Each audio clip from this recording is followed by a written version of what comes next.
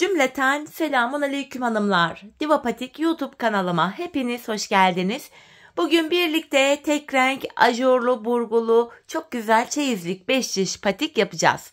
Ben patiğimde piyasada rahatlıkla bulabileceğiniz normal patiklik iplerden kullandım. Şişlerim 3 numara. Hemen modelimi de göstereceğim. İşte hanımlar, modelimiz bu şekilde. Orta kısımları burgulu, kenarları ajurlu, çok güzel, çok şık, çeyizlik bir model oldu. Tabanımız bu şekilde. Topuğumuz, patiğimizin kenarları. Model böyle. Bu patik benim elimin ölçülerine göre 37, 38 ve 39 numara ayaklar için uyumlu oldu. Hemen patiğimi kenara bırakıyorum hanımlar. Birlikte başlayalım. Her zaman olduğu gibi patiğimi burun kısmından başladım. 12 ilmek olarak 12 ilmeğimi atıyorum. Ben bu başlama tekniğini bütün 5 şiş patik videolarımda detaylı olarak anlattım. Sil baştan yeniden gösteriyorum. Sebebi şu, bu videoya ilk defa denk gelecek olan hanımların da kafaları karışmasın diye. Ayrıca kanalımda farklı 5 şiş patik başlama teknikleri de var. Sizler patiğinize dilediğiniz şekilde başlayabilirsiniz. Bakalım kaç ilmeğimiz olmuş? 3, 6, 9, 12. Geri dönüyorum hanımlar. Arka yüzdeyim. Geri döndüğümüzde şöyle yakın göstereyim. İlk ilmeğimi örmeden alıyorum arka yüzde. Diğer ilmeklerimi ters olarak örüyorum. İlk sırada ilmekler ters örülüyor. Bu şekilde sonuncu ilmeğimi de ters ördüm. Geri dönüyorum. Şimdi de ön yüzdeyiz. Artık düz örgü uygulaması yapacağız hanımlar. Kenar ilmeğini aldıktan sonra 2, 3, 4, 5, 6. İlk 6 ilmeğimi ördüm. Kalan 6 ilmeğimi de ikinci şişim ile örüyorum. Şimdi hiç geri dönmeden ilk başladığımız yerlerden ilmekler çıkaracağız. Üçüncü şişime ilmek çıkaracağım. İlk ilmeğimi hemen şu kenara girerek ilmeğin iki kanadına birden girerek çıkarttım. Devamında ilmek çıkartabilmek için de tığımdan yardım alıyorum. Sırasıyla başlangıç yerlerine girerek ilmek çıkarıyoruz. Şişimize takıyoruz. Başlangıç yerlerine girerken ilmeğin iki kanadına birden şöyle girelim hanımlar. Bu şekilde patik burnumuz çok daha sağlam oluyor. Şu 5. şu da 6. ilmeğim. Şimdi bir 6 ilmek daha çıkaracağım. Onu da 4. şişime takacağım. Şu 2. ilmeğim. 3. 4. 5 ve şu kenara girerek bir ilmek de buradan çıkarttım 6. 4 şişimde de böylece 6'şar ilmeğim oldu. 5. şişimi aldım. Bir sıra ilmeklerimi düz olarak öreceğim. 5 şiş patikte bir sıra dediğimiz olay şudur. 4 şişimizdeki ilmekleri de örüp tamamlayınca bir sıra örmüş oluyoruz. İlk şişimi ördüm. Boşalan şişimiz ile sıradaki şişteki ilmekleri örüyoruz. 2. şişimdeyim. Buradaki 6 ilmeğimi de yine ördüm. 3. şişime geldim. Yine buradaki ilmeklerimi de düz örüyorum. Şimdi de 4. şişime geldim. Buradaki ilmeklerimi de düz olarak örüyorum. Böylece bir sıra örmüş oluyoruz hanımlar. 4 şişimizi de tamamladık. Burada 1. şiş, 2. şiş hani karıştırdım diyenler olabilir. Hanımlar şöyle ilk şişin altına küçük bir iğne ya da şöyle bir ip gibi bir şey takarsanız şişin yerini belirlemiş olursunuz. Şimdi artırma zamanı. Artırma işlemini bu sağ ve sol kenardan yapıyoruz. Ortalardan artırma yapmıyoruz. İlk şişimdeyim, kenar başta. 2 ilmek örüyorum. Ardından 2. ilmeğimin altındaki hemen şu ilmeğimin kenarına girerek buradan aldığım ilmeğimi düz ördüm. Kalan 4 ilmeğimi düz örüyorum. Böylece 1. şişimde 7 ilmeğim oldu. 2. şişime geldim. Şöyle baktığımızda kenar sol tarafta. Son 2 ilmeğim kalana kadar örüyorum. Sondan 2. ilmeğimin altındaki hemen şu ilmeğimin kenarına girdim ve buradan aldığım ilmeği de düz ördüm. Kalan 2 ilmeğim düz örülüyor. Burada da 7 ilmek oldu. 3. şişime geldim. Kenar hemen başta. 2 ilmek örüyorum. Ardından 2. ilmeğimin altında şu ilmeğimin kenarına girip buradan aldığımı da ördüm. Kalan 4 ilmeğim düz örülüyor. Burada da 7 ilmek oldu. 4. ve sonuncu şişimdeyim, kenar solda. Son 2 ilmeğim kalana kadar örüyorum. Sondan ikinci ilmeğimin altına yani şuraya girdim ve buradan aldığımı da düz örüyorum. Kalan 2 ilmeğim düz örülüyor. 4 şişimizde de 7'şer ilmeğimiz oldu. Birinci şişimize geldik. Bir sıra artırma yaptık. Şimdi bir sıra 4 şişimdeki 7 ilmeğimi de düz öreceğim. 5 şiş patik burnunda bir sıra artırma yaparken bir sıra ilmekleri artırma yapmadan örüyoruz. Sebebi şu: her sıra artırma yaparsak şayet patik burnu bir anda açılma yapar ve hoş bir görüntü olmaz. Üçüncü şişime geldim. 3 ve 4. şişimdeki ilmeklerimi de düz öreceğim. Bu düz ilmeklerimi örerken artırma işlemini sizlere kısaca tekrar etmek istiyorum. Artırma işlemini 1. ve 3. şişimizde ilk 2 ilmeği ördükten sonra yapıyoruz. 2. ve 4. şişimizde de son 2 ilmek kalana kadar örüp öyle artırıyoruz. Bir sıra ilmeklerimizi düz ördüm. Tekrar 1. şişimdeyim. Yeniden artırma yapacağız. Bakın kenar başta 2 ilmek örüyorum. Sonra 2. ilmeğimin altındaki şu ilmeğimin kenarına girdim ve buradan aldığım ilmeğimi de düz ördüm. Kalan 5 ilmeğim düz örülüyor. Böylece 8 ilmek oldu burada. 2. şişime geldim. Kenar sol tarafta. Son 2 ilmeğim kalana kadar öreceğim. Kenardan artırmamı yapacağım.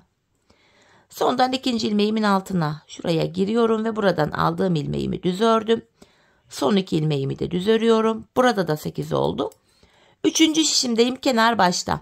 2 ilmek örüyorum. Ardından 2. ilmeğimin altındaki şu ilmeğimin kenarına girdim ve buradan aldığım ilmeği de düz ördüm. Kalan 5 ilmeğimi de düz olarak örüyorum. Burada da 8 ilmek oldu. 3. şişimdeyim, kenar solda. Son 2 ilmeğim kalana kadar öreceğim. Sondan 2. ilmeğimin altına yani şuraya girdim ve buradan aldığımı da düz ördüm. Kalan 2 ilmeğim düz örülüyor. 4 şişimizde de böylece 8'er ilmeğimiz oldu. Şimdi hanımlar bir sıra artırma yaptık. Bir sıra ilmekleri düz öreceğiz. Sonraki sıra artıracağız. Sonra düz öreceğiz, artıracağız. Patik burnumuzu bu şekilde öreceğiz. Ben bu patiğimde her bir şişimde 14'er ilmeğim olana kadar artırmalarımı yaptım. Ardından modele başladım. Tek renk ve ajurlu bir model olması itibariyle açılan bir özelliğe sahip. Daha küçük yapmak istiyorum diyenler varsa da 36 numara gibi. Hanımlar şuraya bir model eksik yapabilirler ve her bir şişe 13'er ilmek yapabilirler. Zaten 13 ilmek yapınca da model nasıl kurulacak sizlere örerken anlatacağım. Şimdi hep birlikte artırmalarımızı yapalım gelelim. Ardından birlikte modelimizi kuralım. Evet hanımlar, ben her bir şişimde 14'er ilmeğim olana kadar artırmalarımı yaptım geldim. Artırmalarımdan sonra bir sıra düz örmedim. Hemen modelime başlayacağım. İlk sıramızda modelimizin tabanını kuracağız. Şimdi ben kenara 8 ilmek düz örerek başlıyorum. Her bir şişe 13'er ilmek yaptıysanız bu kenara 7 ilmek öreceksiniz. 5, 6, 7, 8 ilmek ördüm. Bakın şurada burgumuz var. Burgumuzun sağında ve solunda birer ilmek tersimiz var. Tam burgumuzun orta kısmında da 2 ilmek tersimiz var. Bu ters ilmekler model bitene kadar ters örülecek. Şimdi yanına bir ilmek tersimi ördüm. Burgumuz 4 ilmekten oluşuyor. 4 ilmek düz örüyorum. Yanına hemen bir ters. Bakın sonuncu ilmeğimi ters ördüm. İkinci şişime geçiyorum. Buradaki ilk ilmeğimi de ters örüyorum. Bakın ortada 2 tane ters ilmek oldu. Hemen diğer taraftaki burgumuz için 4 ilmek düz ördüm.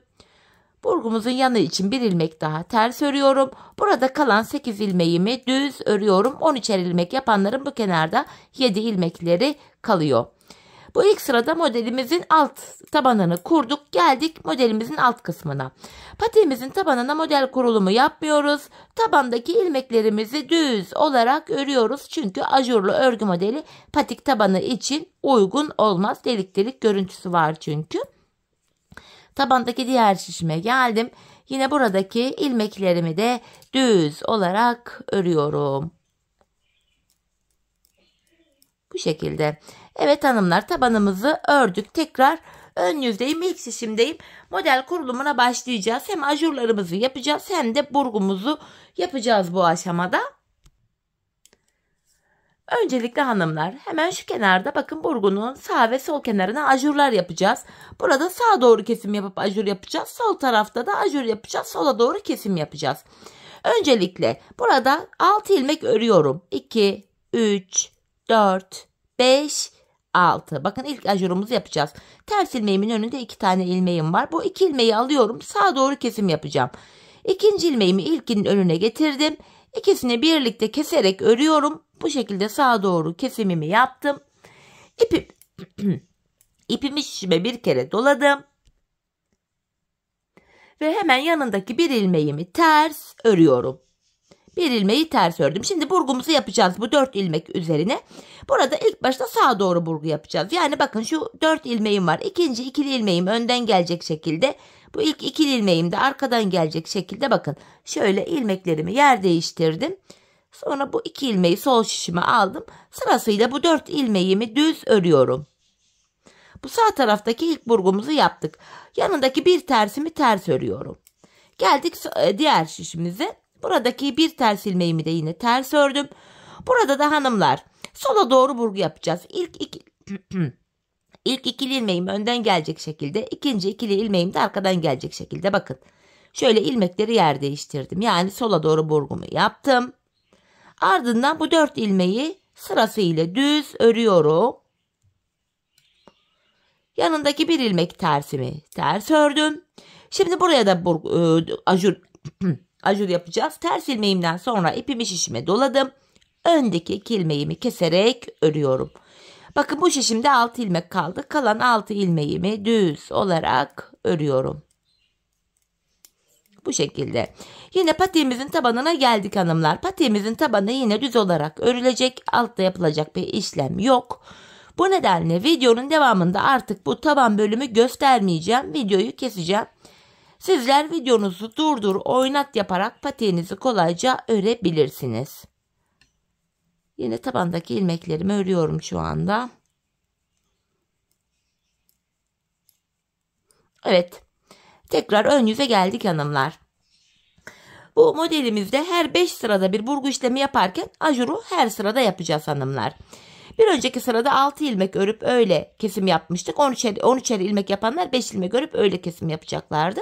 Her sırada birer ilmek eksik öreceğiz. Şimdi bakın sayalım. Bu sıramızda 1, 2, 3, 4, 5 ilmek ördüm. Bakın kesim yaptığım ilmek ile hemen sağında bir ilmek var. 5 ilmek ördükten sonra yine ikinci ilmeğimi ilkinin önüne bırakıp ikisini kesiyorum. Yine sağa doğru kesimimi yaptım. Ajurumuz sağa doğru açılacak. İpimi şişime doladım. Bir önceki sırada yaptığım ajuru düz örüyorum. Aradaki bir tersimi ters ördüm. Bir önceki sırada burgu yapmıştık. Bu sırada yapmıyoruz. 5 sıra burgulu olan ilmekleri normal ördükten sonra tekrar burgumuzu yapacağız. 4 ilmeğimi düz ördüm. Bu burgudan sonraki ilk sıramız oluyor. Yanındaki bir tersimi ördüm. İkinci şişimdeki ilk ilmeğimi de ters örüyorum. Yine burgumun 4 ilmeğini düz örüyorum. Yanındaki bir tersimi ters ördüm. Bakın ajurlu olan ilmeğimi düz ördüm. Hemen ardından ipimi şişime doluyorum. Öndeki 2 ilmeğimi kesiyorum. Buradaki ajurumuz da sola doğru kayıyor. Kalan 5 ilmeğim düz örülüyor hanımlar. Bu şekilde.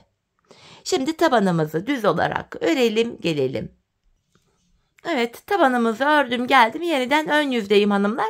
Bu sıramızda da artık 4 ilmek öreceğiz. Sağa doğru kesimimizi yapacağız. Her seferinde bir ilmek eksiliyordu. Şu ikinci ilmeğim 3, 4. Tekrar şu öndeki 2 ilmeğimi alıyorum. Sağa doğru kesim yapıyorum. Ve ajurumu yaptım. Yani ipimi şişime doladım. Bir önceki sıradaki ajurumu düz ördüm. Yanında bir ilmek daha var. Onu da düz ördüm. Bakın arada bir tersim var. Bu ters ilmeğimi ters olarak örüyorum. Hemen şuradaki ilmeğimi. Burgudan sonraki ikinci sıramız bu 4 ilmeğimi düz örüyorum. Yanındaki bir tersimi yine ters ördüm. İkinci şişime geldim. İlk ilmeğimi ters örüyorum. Burgumun 4 ilmeğini düz örüyorum. Aradaki bir tersim ters örülüyor. Bakın ajuruma kadar düz öreceğim. Bakın ikinci ilmeğim ajur. Onu da düz ördüm. Tekrar yine ajurumu yapıyorum. Öndeki 2 ilmeğimi kestim. Kalan 4 ilmeğim düz örülüyor. Bu şekilde. Şimdi patiğimizin tabanını düz olarak örelim ve gelelim. Evet, tabanımızı ördüm. Yeniden ön yüzdeyiz hanımlar. Bu sıramızda da 3 ilmek örüp sağa doğru kesim yapacağım. Bakın 1, 2, 3. Öndeki 2 ilmeğimi alıyorum. İkinciyi ilkinin önüne getirip ikisini kestim. Sağa doğru kesimimi yaptım. İpimi şişime doluyorum. 1, 2, 3 ilmek düz ördüm. Bakın aradaki bir ters ilmeğimi ters örüyorum. Burgumun 4 ilmeğini düz örüyorum. Bu burgudan sonraki 3. sıramız. Düz ördüm. Yanına ters ilmeğimi ters ördüm. Hemen ikinci şişimdeki ilk ilmeğimi de ters ördüm. Buradaki burgumun 4 ilmeğini de düz örüyorum. Aradaki bir tersim ters. Hemen yanına 1, 2 ve ajurumu da ördüm 3. Tekrar ajurumu yapıyorum. Öndeki 2 ilmeğimi kestim.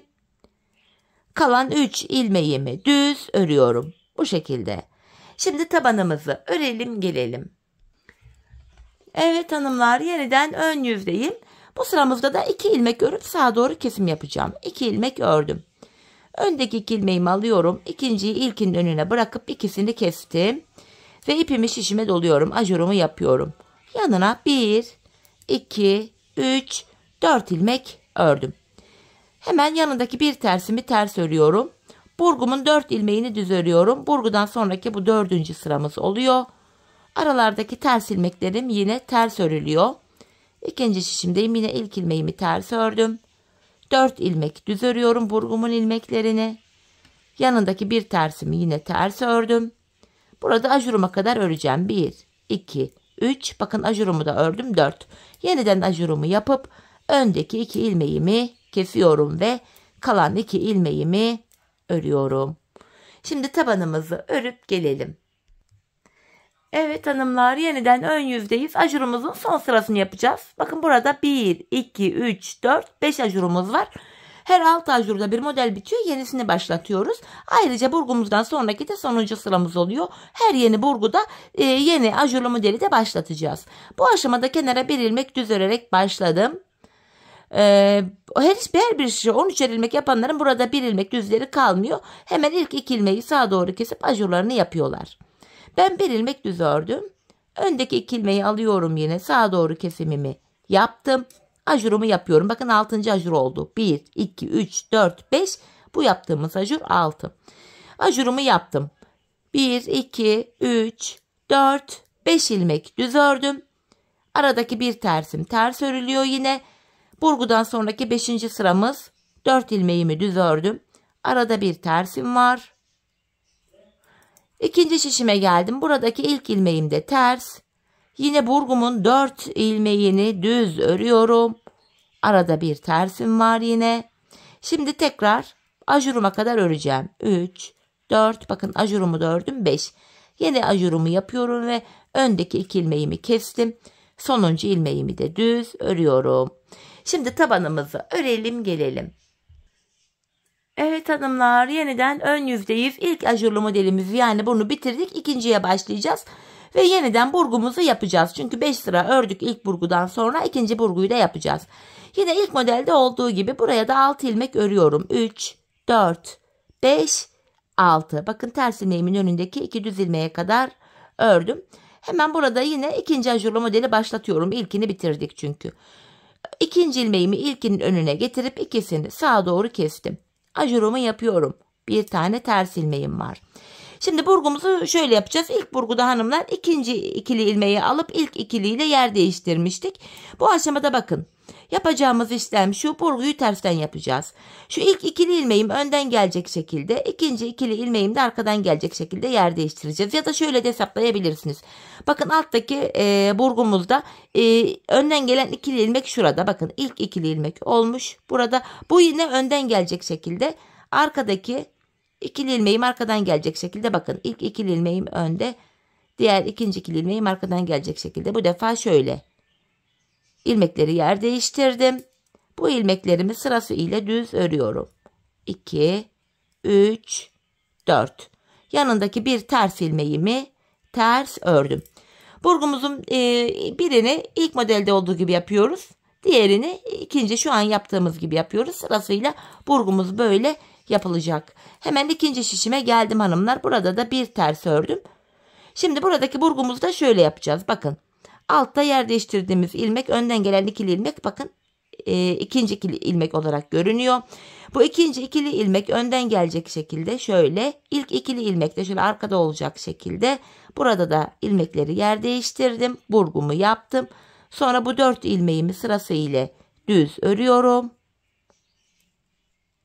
Yanındaki bir ilmek tersimi ters ördüm. Hemen bu sol tarafın ajurunu da başlatacağız. İpimi şişime bir kere doluyorum. Öndeki 2 ilmeği keserek örüyorum. Yani sola doğru kesimimi yaptım. İkinci ajuru sol tarafta da başlattık. Kalan 6 ilmeğimi düz olarak örüyorum. Tabanımızı örüp gelelim. Evet hanımlar, şimdi yeniden ön yüzdeyiz. Hem ajurumuza devam edeceğiz hem de burgumuzdan sonraki, bakın ikinci burgumuzdan sonraki ilk sıramızı yapacağız. Bu aşamada 5 ilmek öreceğim. 3, 4, 5. Yine öndeki 2 ilmeğimi aldım. Sağa doğru kesimimi yapıyorum. İpimi şişime doladım. Bir önceki sıradaki ajurumu düz ördüm. Bir tersim ters. Burgudan sonraki ilk sıramız, ilmeklerimizi düz örüyoruz. Aradaki bir tersimi yine ters ördüm. İkinci şişimdeyim. Hemen ilk ters ilmeğimi ters örüyorum. Burgumun 4 ilmeği düz. Yanındaki bir ilmek tersim ters. Bakın ajurumu düz ördüm. Hemen ipimi şişime doluyorum. Öndeki 2 ilmeğimi kestim. Kalan 5 ilmeğimi düz örüyorum. Her 6 ajurda bir yeni ajur modelini kuruyoruz. Bakın ikinci modelimizde de 2 tane ajurumuz oldu. Tabanımızı şimdi örelim gelelim. Evet hanımlar, yeniden ön yüzdeyiz. Ajura devam ediyoruz. Bu defa kenara 4 ilmek örüyorum. Yine öndeki 2 ilmeğimi alıp sağa doğru kestim. Ajurumu yapıyorum. 1, 2 ilmek düz ördüm. Aradaki bir tersim ters örülüyor. Burgudan sonraki ikinci sıramız 4 ilmeğim düz. Bir tersim ters. İkinci şişimde de yine ilk ilmeğimi ters örüyorum. 4 ilmek düz örüyorum. 2, 3, 4. Yine bir tersim ters. 1 ve ajurumu da ördüm 2. Tekrar yeniden ajur yapıyorum. Öndeki 2 ilmeğimi sola doğru kestim. Kalan 4 ilmeğim düz örülüyor. Bu şekilde. Şimdi tabanımızı örelim gelelim. Evet hanımlar, yeniden ön yüzdeyiz. Bu sıramızda da ilk 3 ilmeğimizi örüyorum. Öndeki 2 ilmeği sağa doğru kesim yapıyorum. İkisini kestim. İpimi şişime doladım. 1, 2, 3 ilmek düz ördüm. Arada bir tersimi ters örüyorum. Burgumuzdan sonraki bu kaçıncı sıramız oluyor? 1, 2, 3. sıramız oluyor. 3. sıramız bu. Burgumun 4 ilmeğini düz ördüm. Bir tane tersim var. Yine ikinci şişimde ilk ilmeğim ters. Burgumun 4 ilmeğini düz örüyorum. Bir tersimi ters ördüm. Ardından 1, 2, ajurumu da ördüm 3. Yeniden ajurumu yapıyorum. Öndeki 2 ilmeğimi kestim. Kalan 3 ilmeğim düz örülüyor. Tabanımızı örüp gelelim. Evet hanımlar, yeniden ön yüzdeyiz. Bu aşamada kenara 2 ilmek örüyorum. Öndeki 2 ilmeğimi keseceğim. Bakın sağa doğru kesimimi yapıyorum. İpimi şişime doladım. 1, 2, 3, 4 ilmek düz ördüm. Tersimi ters örüyorum. Burgudan sonraki 4. sıramız. 4 ilmeğimi düz ördüm. Arada bir tane tersim var. Her seferinde burgudan sonra 1, 2, 3 diye saymaya gerek yok hanımlar. Zaten buradaki ajurlar belli ediyor kendini. 6 tane ajurumuz var. İlk ajuru yaparken burgumuzu yapıyorduk. Diğer ajurlarda da burgun olan ilmekleri düz örüyoruz. Toplamda 6 ajurda bir burgumuz bitiyor. Yenisine geçiyoruz. Kısaca bu şekilde bakabilirsiniz. Yine ikinci şişimde ilk ilmeğimi ters ördüm. Burgumun 4 ilmeğini düz örüyorum. Yanındaki bir tersi yine ters ördüm. 1, 2, 3, 4 ilmek ördükten sonra yine ajurumu yapıp öndeki 2 ilmeğimi kesiyorum. Yanındaki 2 ilmeğim düz örülüyor. Tabanımızı örüp gelelim. Evet hanımlar, yeniden ön yüzdeyiz. Bakın burada 1, 2, 3, 4, 5 tane ajurum var. Şimdi 6. ajuru yapacağız. Yani sonuncu ajurumuz olacak. Sonra 3. ajurlu modele başlayacağız. Bir ilmek ördükten sonra öndeki 2 ilmeği alıp sağa doğru kestim. Ajurumu yapıyorum. 1, 2, 3, 4, 5 ilmek düz ördükten sonra yanına bir tersimi ördüm. Burgumun 4 ilmeği düz örülüyor. Artık burgudan sonraki sonuncu, yani 5. sıramız bu. Aradaki bir tersim yine ters. İkinci şişimdeyim. Yine ilk ilmeğimi ters örüyorum. Burgumun 4 ilmeğini düz örüyorum. Yanındaki bir tersim ters. Ajuruma kadar öreceğim. 2, 3, 4 ve ajurumu da ördüm 5. Yeniden ajurumu yaptım ve öndeki 2 ilmeğimi kesiyorum. Sonuncu ilmeğim düz örülüyor. Böylece hanımlar ajurlu modelimizi de bitirdik. Burgudan sonraki 5. sıramızda yaptık. Tabanımızı ördükten sonra yine ön yüzde 3. burgumuzu ve 3. ajurlu modeli başlatacağız. Şimdi öncelikle tabanımızı örelim gelelim. Evet hanımlar, yeniden ön yüzdeyiz. 3. burgu ve ajurumuz başlayacak. Yine 6 ilmek düz öreceğim. 1, 2, 3, 4, 5, 6. Öndeki 2 ilmeğimi alıyorum. Yine sağa doğru kesimimi yaptım. İpimi şişime doluyorum. Bakın ajurumuzu başlattık. Yanında bir ters ilmeğim ters örüldü. Şimdi geldik burgumuza. İlk burgumuzda ne yaptıysak üçüncüde de aynısını yapacağız. İlk burgumuzda bakın ikinci ikili ilmeğim önden gelecek şekilde.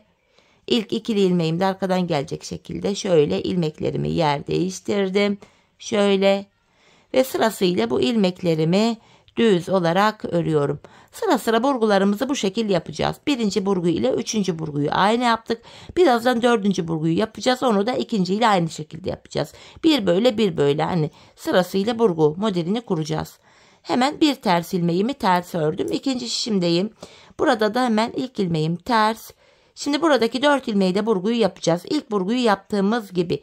İlk ikili ilmeğim önden gelecek şekilde. İkinci ikili ilmeğim de şöyle arkadan gelecek şekilde. Bakın ilk burgumla aynı şekilde. Şurayla aynı şekilde üçüncüyü de yapıyorum. Sonra ilmekleri sol şişime aldım. Sırasıyla düz olarak örüyorum. Yanında bir tersim var. Hemen buraya da sol tarafa da ajuru yapacağız. Bir ters ilmekten sonra ajurumu yaptım. Öndeki ilmeğimi keserek örüyorum. Kalan 6 ilmeğim düz örülüyor. Model bu şekilde ilerliyor hanımlar. Toplamda burada 6 ajur olana kadar sağ tarafın ajuru sağ tarafa kayıyor. Sol tarafınki sol tarafa. 6 ajur olana kadar yapıyoruz. 6 ajur olduktan sonra zaten burgudan sonraki 5 sırada tamamlanmış oluyor. Sonra bir diğer ajura ve burgumuza geçiyoruz. Dediğim gibi birinci burguyla 3. burguyu aynı şekilde yaptık. 5 sıra ördükten sonra 4. burguyu yapacağız. Bakın şurada 4. burgumuz da burada. 4. burgu da 2. burguyla aynı şekilde olacak. Hanımlar şöyle baktığımızda ben bu patiğime toplamda 1, 2, 3, 4, 5 tane ajurlu model yaptım. Her ajurda yeni bir burgu yaptığımız için 5 tane de burgu modelimiz var. 1. 3. ve 5. burgumuz aynı şekilde yapılırken 2. ve 4. burgumuz da aynı şekilde yapılıyor. Burgulara bu şekilde dikkat ederek yapacağız. Dediğim gibi 5 tane model kuracağız. 5. burgumuzdan sonra, yani 5. ajurlu modelimizi tamamladıktan sonra hanımlar gelelim devamında birlikte bilek bölümüne başlayalım. Evet hanımlar, patiğimin ön bölümünü tamamladım ve geldim. Toplamda 5 tane modelimden yaptım. Şimdi bilek ayrımı yapacağız, fakat ön hazırlık olsun diye ilmeklerimizi düz olarak örüyoruz. İlmeklerimin tamamını ilk şişimdeyim. Düz olarak örüyorum. İlk şişimdeki ilmeklerimi ördüm. Diğer 3 şişimizdeki ilmekleri de düz olarak örelim gelelim. Evet, diğer 3 şişimdeki ilmeklerimi düz ördüm geldim. Şimdi bilek ayrımı yapacağız. Yine ön yüzde ilk şişimdeyim. Bu aşamada hanımlar son bir ilmeğim kalana kadar ilmeklerimi örüyorum. Bakın son bir ilmeğim kaldı. Bu sonuncu ilmeğim ile ikinci şişimdeki ilk ilmeğimi aldım. Bu iki ilmeği şöyle birbiriyle yer değiştirdim. Yer değiştirdiğim ilk ilmeğimi ilk şişimle örüyorum. Bilek ayrımında, yani burada. İlmekleri yer değiştirerek örme sebebimiz şu: bilek ayrımı daha sıkı ve sağlam oluyor. Patiğimizin şu kenarlarına geçtik hanımlar. Ben şu kenarlara 8'er ilmek haroşa ördüm. Ben haroşayı örgümün hem ön hem arka yüzünde düz örgü örerek elde ediyorum. İkinci şişimdeyim. Bu kenardaki ilk 8 ilmeğim haroşa, bunları düz örüyorum. 6 ilmek oldu. 7, 8. Devamında gelen diğer ilmeklerimi de düz olarak örüyorum. Artık patiğimizin arka bölümüne geçtik hanımlar. Arka bölümde bilek ayrımına kadar gideceğiz. Ardından geri döneceğiz. Geri döndüğümüzde arka yüzde olacağımız için ilmeklerimiz ters olarak örülüyor. Şöyle bakın, bir diğer şişime geçtim. Tabanıma denk gelen bölüm. Yine buradaki ilmeklerimi de düz örüyorum.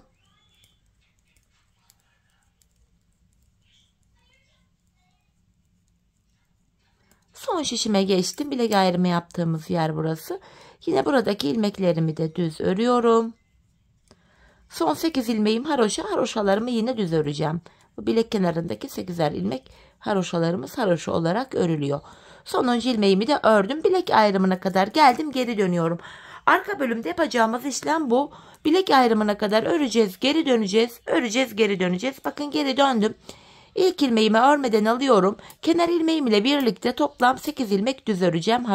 Haroşa ilmeklerimi. 6, 7, 8. Bakın, ön yüzde bir diş haroşa düştü. Diğer ilmeklerimi de arka yüzde olduğum için ters örüyorum. Bir diğer şişime geçtim. Burada da ters örmeye devam edeceğim. Patiğimizin arka bölümünde yapacağımız işlem bu kadar. Bilek ayrımına kadar örüyoruz, geri dönüyoruz, örüyoruz, geri dönüyoruz. Ön yüzdeysek eğer düz örgü, arka yüzdeysek de şu anda yaptığımız gibi ters örgü uygulaması yapıyoruz. Sadece kenarlardaki 8'er ilmek haroşamızı haroşa olarak örmemiz gerekiyor. Bu şekilde son şişime geldim. Burada da hanımlar yine ilmeklerimi ters öreceğim. Sadece kenardaki son 8 ilmeğim haroşa olduğu için onları düz öreceğim. Bakın, son 8 ilmek kaldı burada. Haroşalarımı düz olarak örüyorum. Bu şekilde. Sonuncuyu da ördüm. Bakın, bilek ayrımına geldim. Yine geri dönüyorum. Yapacağımız işlem bu. Bilek ayrımına kadar örüyoruz. Geri dönüyoruz. Örüyoruz. Geri dönüyoruz. Yine 8 haroşamı düz ördüm. Diğer ilmeklerimi de yine ön yüzde olduğum için düz örmeye devam edeceğim. Patiğimizin arkası bu şekilde örülecek hanımlar. Şöyle baktığımızda şu bilek kenarlarında birer diş haroşamız oluştu bile. Ben bu patiğimin şu arka bölümüne toplamda 15 sıra haroşa ördüm. Benim ölçülerime göre tam oldu. Sizler bu aşamada patiğinizi örerken ayağınıza giyin hanımlar. Ayağınıza ölçün. Şu arka bölümünü topuğunuzun kenarına gelene kadar örmeniz gerekiyor. Bu şekilde ölçü alarak yaparsanız patik ayağınıza tam olur. Şimdi hep birlikte patiğimizin arka bölümünü kendi ölçülerimize göre örelim, gelelim. Ardından birlikte topuğumuzu keselim. Evet hanımlar, patiğimin arka bölümünü ördüm, geldim. Şurada 15 sıra haroşam var. Bu aşamada bilek ayrımından sonra şu bölüm genişlediği için ilmeklerim şöyle dümdüz duruyor. Yani tek şişte toplanacak duruma geldim. Ben bu aşamada topuk kesiminde bana kolaylık sağlasın diye bu sol tarafa 24 ilmek ayırdım. Kalan ilmeklerimi de sağ şişime taktım. Her bir şişe 13'er ilmek yaptıysanız modeli, sol tarafa 22 ilmek ayırmanız yeterli. Şimdi birlikte topuğumuzu örelim. Bu bölümde kenardaki 8 ilmek haroşamızı yine haroşa olarak öreceğiz. Model bütünlüğü sağlansın diye.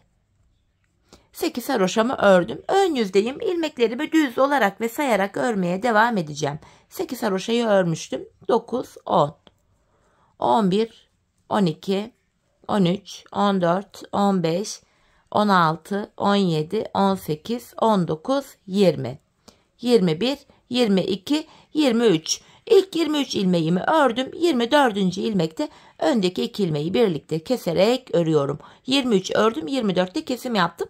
Zaten bu sol tarafa da 24 ilmek ayırmıştık. Bu sol tarafa 22 ilmek ayıranlar buraya 21 örecekler. 22. ilmekte kesimi yapacaklar. Topuğumuz için orta kısma baktığımızda burada da hanımlar bakın 7 ilmeğimiz kaldı.